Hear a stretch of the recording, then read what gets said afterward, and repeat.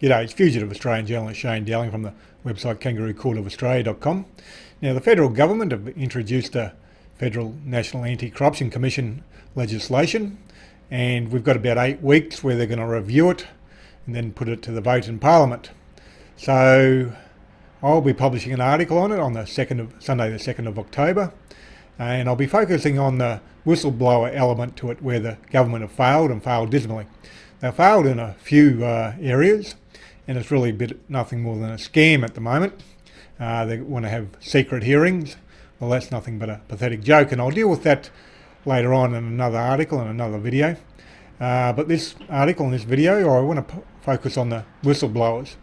Now, how they've sold them out is it was recommended by a number of parliamentary inquiries that they have a whistleblower commissioner within the National Anti-Corruption Commission. Now, I think the whistleblower commissioner needs to be a separate entity away from the Anti-Corruption Commission. That way they're totally independent and their sole purpose is to protect whistleblowers. Now, the government have failed to introduce a whistleblower commissioner, and it's not accidental.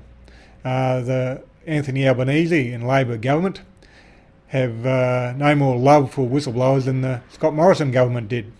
And I think the proof there is they're continuing to prosecute whistleblowers Richard Boyle and David McBride for blowing the whistle on government corruption.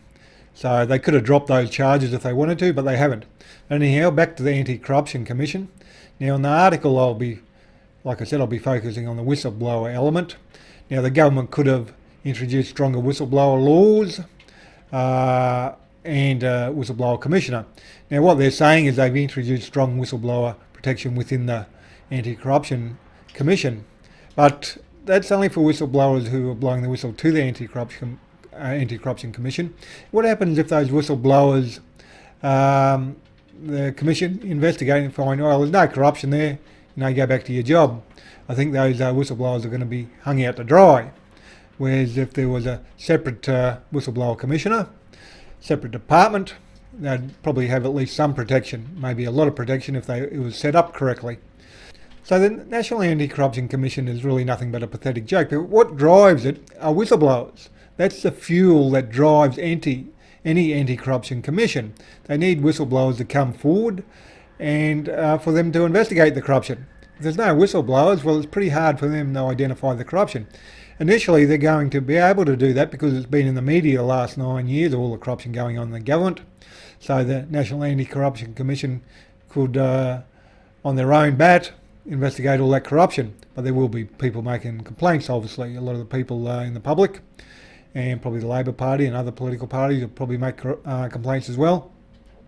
But once all that investigation dries up, they're pretty well going to be reliant on whistleblowers. And Anthony Albanese and the government know that. So they don't want the whistleblowers to have too much protection because they're worried they'll blow the whistle on the Labor government in the future years.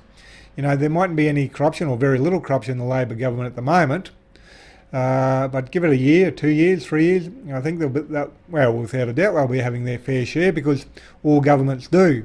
And Anthony Albanese knows that. He's been in Parliament, 15, 20 years or more. He knows it very well.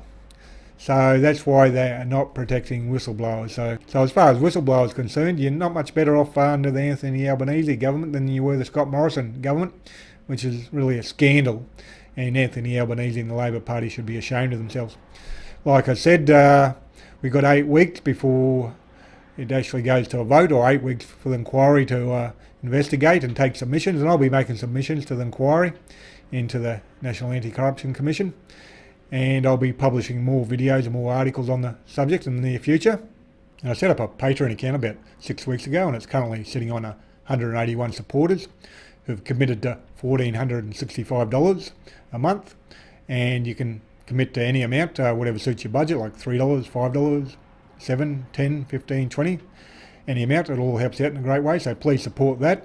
So when you do visit my website, make sure you sign up for the free email subscription, and every time I publish a new article, you'll get an email letting you know there's an article there to be read, and you'll get a confirmation email, so make sure you click on that to confirm that you did subscribe in the first place. And if you're watching this video on YouTube, please click the like and subscribe button, and please share the video on Twitter and Facebook, etc. Thank you for your time and have a good day.